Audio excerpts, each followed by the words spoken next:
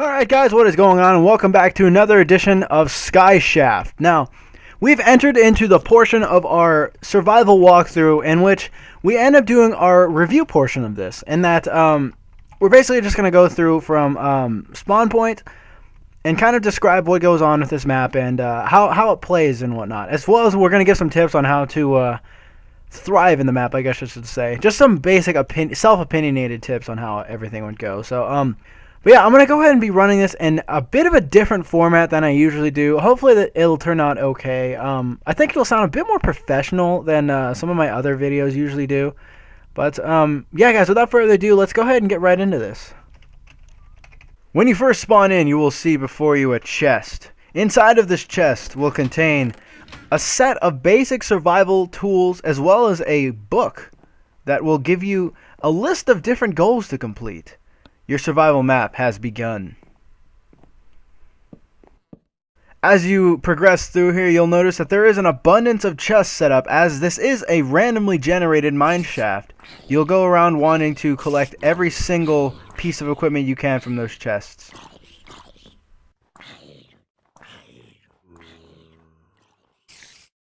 Once you feel that you have expended all of the uses of the chests in the area, you notice it begins to get somewhat late. And you have yet to find a shelter. And you did indeed read in the forums that spawn rate is very high in this map. So, what must you do? You must start collecting wood. So you fashion up an axe out of some of the equipment you find, and you go to town. You collect all the wood you can. Once you feel like you've collected a sufficient amount of wood, you begin to search for a place that would be a suitable location for a base home. Finding a place that contains a good bit of wood already, it would be very helpful and beneficial towards creating a quick and easy shelter for a temporary home. Once you have your home built, however, you will notice that you are starting to run low on food, as you only got a certain amount of bread when you first opened that chest. So what's the next step, you say? The next step is to build up a farm, of course. As you did start off with some grass blocks, and then from there you will create your farm, where you will begin to amass an enormous amount of food so that you may survive and thrive on this landscape. As you progress through the map, you'll find that it becomes easier and easier to survive. You begin collecting more and more resources, and survival becomes that of second nature. You reach a point where you begin to wander around freely among the different mobs that will spawn into this map. You've conquered the land that you have set before you, and it somewhat starts to become boring in a sense. As you near certain madness, killing nothing more than slimes for the hell of it, you see before you, at the corner of your eye, another set of mine shafts. You wonder what this could be, so you start building your way over there. To your amazement, when you finally build your way all the way over to the new mine shaft, you see before you a whole new adventure, full of many new carts, as well as different structures set up into the area in front of you. Curiosity sparks you again, and you once more feel adventurous and somewhat in an uncomfortable mood as you're in a new area. The survival aspect begins to kick in once more.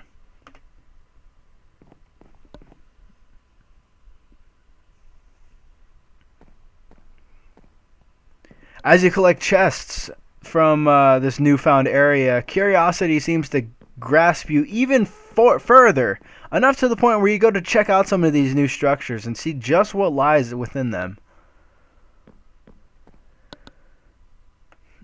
As you build your way around, you find yourself looking at a gigantic room. You go to break in to find out just what is inside, and before you lies the Ender Portal. The one and only other goal besides survive, to find the Ender Portal and kill the Ender Dragon, and you have found it. This is your destiny. You have one goal and one goal only, to kill the Ender Dragon. This is Skyshaft. Alright guys, now we're going into the portion of this map wherein I will kind of try to give you a couple tips here and there to maybe help you get started to survive a bit more comfortably in this map. It does tend to get a little bit difficult in here as the mob rate spawn is indeed pretty high, but these are just going to be a couple tips that will help you deal with that a lot easier, and hopefully you'll be able to thrive off of it. So for starters, you'll want to set up a temporary home base while you get everything set up so you can be situated. This is the base house right here that I set up for my survival series. It's not optimized to survive in the environment that we're in, though. I'm going to go ahead and do a quick cut to what the house should look like if you want it to be optimized so you'll be able to survive perfectly in it. So let's go ahead and cut over to that real fast. Alright guys, so this is going to go ahead and be the optimized house that you would typically want to try and use if you're trying to get a base set up to survive and hopefully thrive off of this map. As you can see here, we do have an abundance of torches. This is obviously an over-exaggerated amount. You definitely don't need this many. But this is just kind of to show you that you do indeed need a good bit of torches to keep everything lit up that you can, as mob spawn rate is very high in this map. You're going to want to make sure every spot that you don't want to be invaded is lit up. So make sure you have a good bit of torches set up. I mean, you don't need this much, but you want to have a good bit, as I said. But as you can also see, I ended up going ahead and taking out all the extra bits of wood that are around the top of my house here and torching that up as well, so mobs cannot spawn there. As well as I knocked down the pathway that leads over to this area here. That's just to keep from creepers and skeletons of that kind spawning and blowing up. I did originally set up this wall to help prevent that as well, but it would be a pretty good precautionary measure if you wanted to keep your crops safe to go ahead and knock out that entire area there. That way you're completely safe. As well as that, it's all about location for picking out your first area as well. You'll want to pick out a spot where, as you see here, this doorway out here leads to absolutely nowhere. It leads to complete bumfuck nowhere, except for the fact that you are indeed right where spawn is. Spawn is going to be right here, so you want to be careful with the way you do this. But the way this is set out is you're set up with a lot of extra wood that you can use to gather for resources and stuff like that. So as far as that goes, you'll want to pick out a good location where you have at least one area that leads to a dead end that you're never going to use. And from there, I mean, yeah, you can just go ahead and knock that stuff out as you see fit. Also here, I ended up setting up my farm here real close to home. It's always smart to go and do that. Set everything as close to you as possible so you don't need to leave too often. This map, you don't really have any need to go exploring or mining or anything like that. It's mostly just sitting and waiting for your resources to gather up and everything before you can go out and do anything. At least until you get over to that second island, as I showed you guys earlier. But yeah, as well as that, you can also probably do a bit more optimizing as far as using this block of water, well, this block of ice, to as well as get the farm going here, create a cobblestone generator so you can create some more land, I guess, for you to use. Not too sure how useful that would be, though, as you do have enough wood here to get something set up, and I don't feel like you're going to be exploring around too much to the point where you'll need cobble to set up like a big old area. This isn't too much like Skyblock or anything like that, so you wouldn't really have a need for that. Unless you, somewhere down the line, find like some more water, or like a bucket of water or another ice block somewhere down the line in this area here. I guess this would be considered level 2, but I'm not too certain. Yeah, other than that, I mean, you get the farm set up, you get a good bit of food, and you make your way over here to the final area.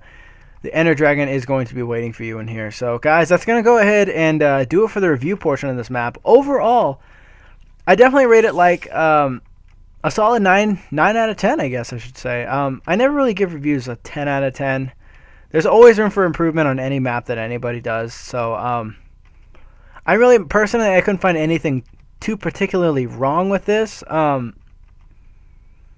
Pretty base survival, I gotta say. you're kind of left with the ores and stuff that you find in chests. So that's pretty cool. I like the aspect of this. I haven't seen this before. Jay is notorious for coming up with new ideas and stuff like that. So no surprise that it came from him. But guys, that's gonna go and do it for this review portion of this map. That's gonna go and do it for the map in general, I guess I should say. See, if you look around here, there isn't a single bit of space for mobs to spawn that they'll be able to go into my area or into my crops and mess anything up. So that's just another little glimpse at the optimized housing we got set up here. But yeah, guys, that's gonna go and do it. I'm kind of running this on a little bit longer than I intended it to, but yeah, go ahead and leave a like if you enjoyed the video. It really helps me out, and really lets me know that you enjoyed the review portion I did here in this video. Go and leave a comment as well and give me some feedback. I always enjoy getting the feedback from people that watch the videos and stuff. It's always fun to respond to that kind of stuff. So go ahead and do that if you're willing and able to as well. And if you want to help me out even more, you'd be doing me a huge solid by subbing my channel. I'm trying to do like a challenge thing of like 5 subs a week. So I'm trying to hit 45 subs by the end of next weekend, which gives us about, I think it's like 4 or 3 days, I can't remember, from the time this video gets uploaded to hit that mark. So if you want to help me out with that, I would be so grateful if you would sub my channel. But yeah, guys, that's gonna have to go ahead and do it for now. Without further ado, I'd like to thank you very much for watching. My name is Don, and I will see you later.